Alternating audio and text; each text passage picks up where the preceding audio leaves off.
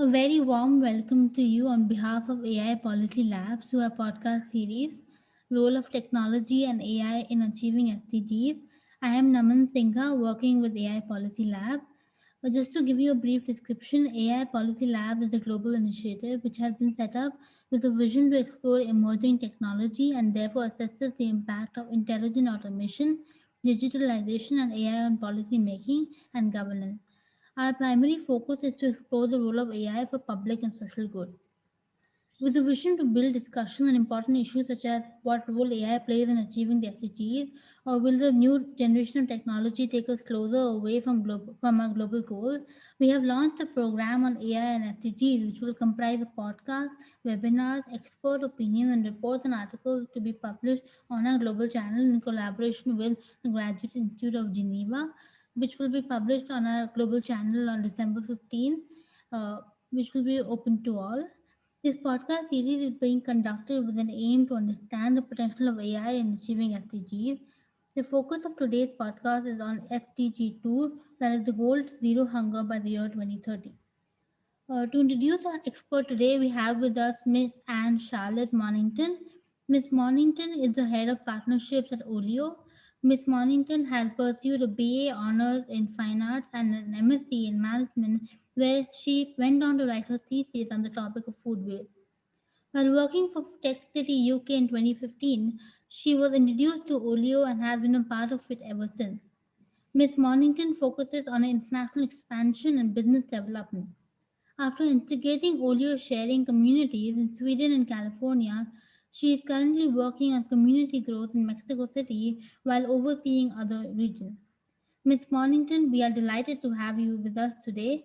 Let's begin the series by asking the first question. In your view, is it AI acting as an enabler or inhibitor in achieving SDGs? Can you pick some examples from the new developments? Hi, Naman. Well, thank you so much for having me. It's a great pleasure to be here with you and to be able to tell you about how we believe AI is actually key to helping us move closer to the SDG 2 of zero hunger. So, to start off, and I suppose to extend a little bit of description about what I do, I'm head of partnerships at OLIO, but also of special projects. And there's a AI related projects that I'm working on at the moment under my special project hat. And so very specific to Olio, it is thanks to AI and machine learning that we've been able to build a world first food insecurity database. And it's really thanks to AI that we're able to exploit our data in such way that we can identify behavior patterns that relate to food insecurity. And this is really very special and unique because it's behavioral data. Um, and when it comes to measuring food insecurity or hunger, using statistics sometimes can really let you down because food poverty is a very stigmatized issue. And so accessing behavioral data and using AI to exploit it can give you a much fuller picture than what you would get if you were used to use traditional survey methods. So for us specifically, we think that AI and our proprietary data on consumer behavior is a very unique but also very accurate and granular way of measuring levels of food insecurity over time. So the next question would be a local innovation play an important role in AI. In your perspective, what are the recommended emerging technologies that will help in enhancing SDG2? Well, from where we stand, AI is just a fantastic tool to build better support for vulnerable communities. AI can specifically help understand where are remote communities and what are the things that they need the most. So I don't really see it as something, at least from our end, and with the project that we're currently working on, which is a map that captures level of food insecurities in specific regions. thanks to AI. We think that it's actually rather an enabler than an inhibitor. And we don't think that it's something that's necessarily going to be, at least in the current use, our use of it, we don't think that it's something that's going to be worsening situations, rather merely allowing individuals to capture the situation and start to do something about it. In the UK, for example, if we were to do even more with AI, so if we were to like combine data from purchases in rural supermarkets and OLIO data, we could give a really deep view on food insecurity within the people who are the most isolated, who live in the most rural environment, and who maybe have the least access to technology. And I think that being able to capture this information couldn't happen without AI. And it's thanks to AI that it's possible that we might start supporting those individuals who otherwise would be completely missed out on.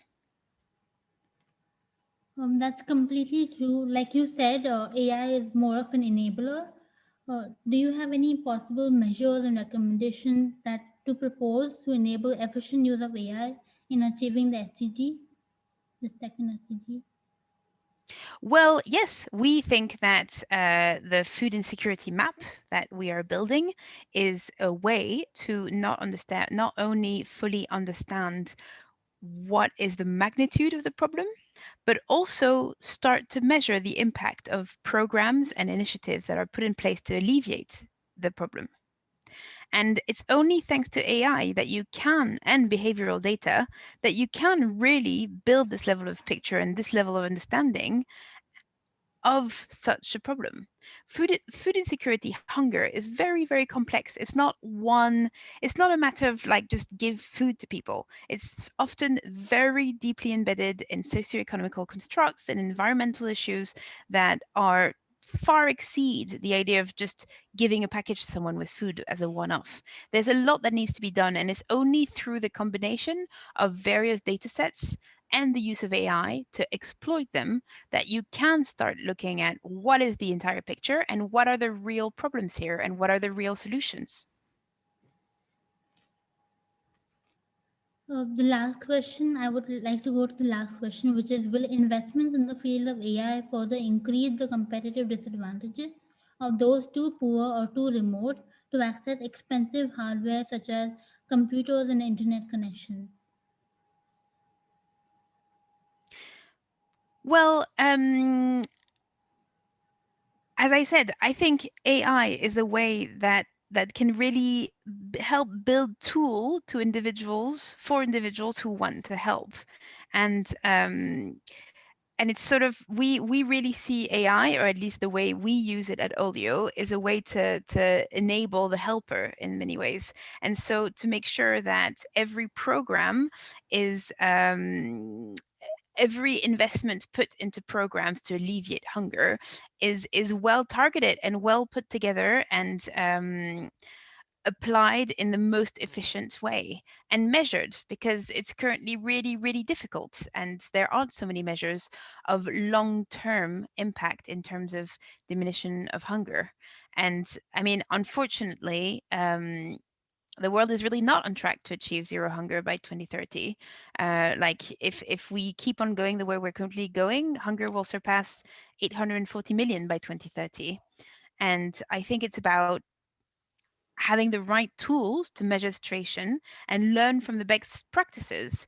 For example, in the map that we're currently in the process of building, we intend on reviewing case studies of the best practices certain local authorities in the UK are deploying to address food insecurity, so that their neighboring authorities can then learn from those practices and then eventually and hopefully build solutions and programs that are really as well equipped as possible to tackle the issue.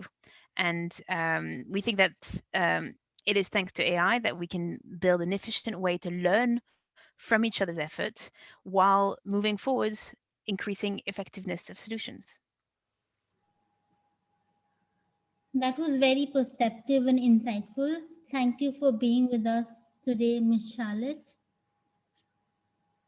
My pleasure. Thank you so much for having me.